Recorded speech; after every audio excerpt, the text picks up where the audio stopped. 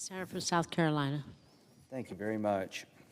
To kind of continue on the theme of our good friend from North Carolina, apparently today or yesterday, the countries of Ireland, Spain, and Norway recognized a Palestinian state. Here's my question. Who's in charge of the state? Who's running the place? And what are its boundaries?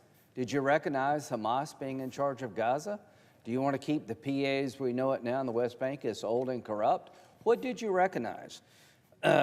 These are allies, but they need to hear from a friend what you did is reprehensible. You're rewarding terrorism. On October the 7th, Hamas attacked the state of Israel and murdered 1,200 innocent people, put babies in ovens, raped women, set people on fire, and recorded it all. And your response is to create a Palestinian state? You're rewarding terrorism. The way a Palestinian state will be created, if ever, is through direct negotiations between the state of Israel and Palestinians, not a unilateral recognition of a Palestinian state after the largest terrorist attack against the Jewish people since the Holocaust. To my friends in Ireland, Spain, and Norway, what you did was reward Hamas. Here's the message you're sending. Kill Jews and you'll get a reward. Again, tell me about the state you just recognized. Who is in charge and what are the boundaries? You can't answer those questions, but you went ahead and recognized the Palestinian state for political reasons. The world is turned upside down. And Madam President, you've been a stalwart defender of Israel, and we appreciate it. Here's what I would say. After October the 7th, Hamas is engaged in using the Palestinian people as human shields at a level I haven't seen in warfare.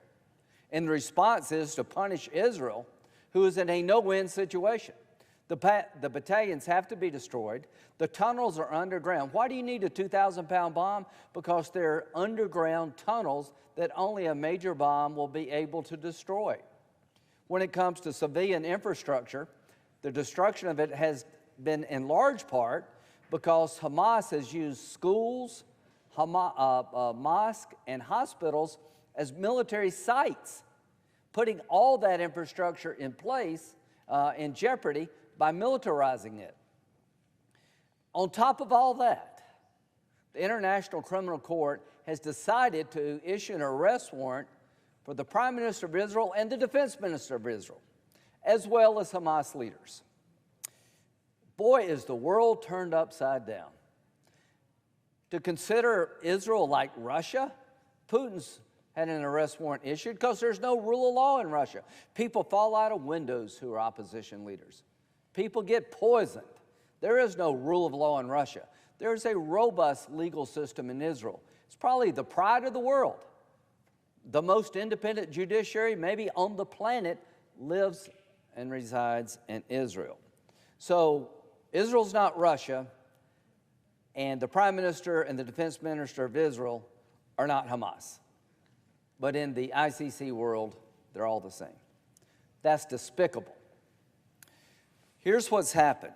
Apparently, a lot of legal experts, some well-known, famous people, advised the ICC that Israel needed to be charged, the state of Israel, the Prime Minister, and the Defense Minister, they're legal experts under international law.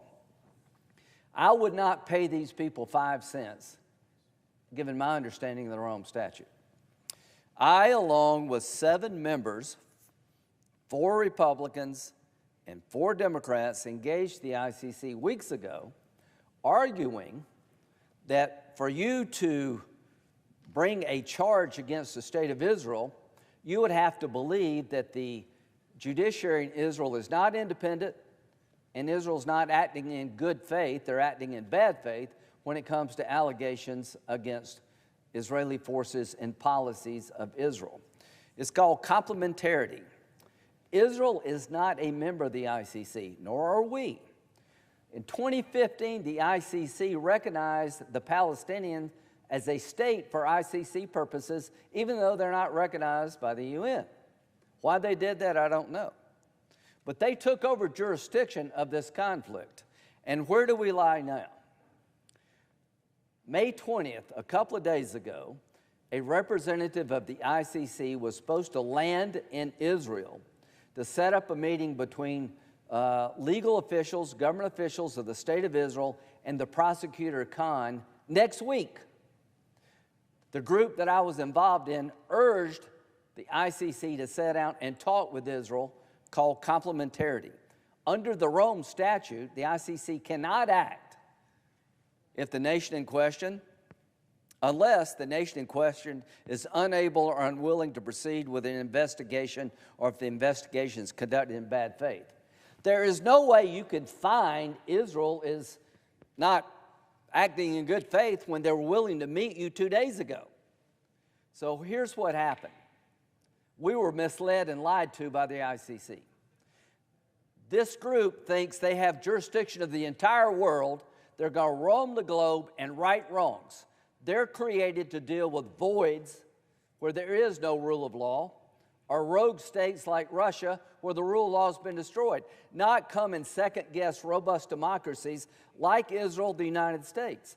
They threatened to come after our soldiers in Afghanistan years ago, and Senator Ernst, who is a member of the United States Army serving abroad, we objected to high heaven. We have a very robust military legal system. We have a very independent judiciary. Israel has the most independent judiciary on the planet. So they canceled the meeting. Israel called and said, when will you get here? The man in question for the ICC says, I've been told I can't come. And Israel heard about the arrest warrant on CNN. They had pre-recorded this interview Mr. Khan had with a CNN reporter before the meeting. Senator Cardin has been awesome on this. We're trying to get Israel to engage with the ICC, listen to their complaints, and see if we can move forward. They acted in bad faith. A meeting was set up, the man did not attend, and before Israel knew anything, they heard it on CNN.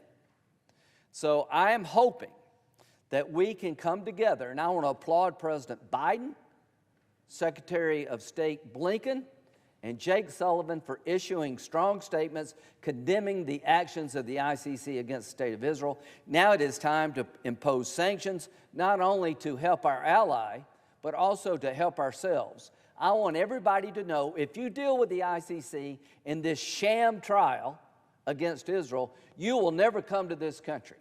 Your visa will be revoked, and if you have assets here, they will be lost.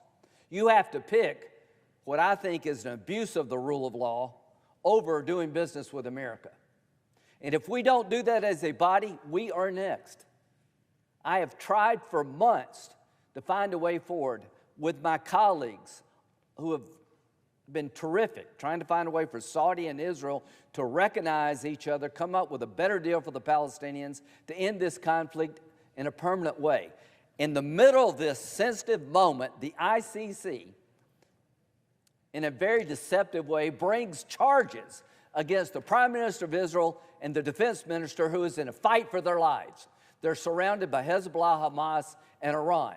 Where was the ICC when the Iranians drug the young girl off the bus and beat her to death?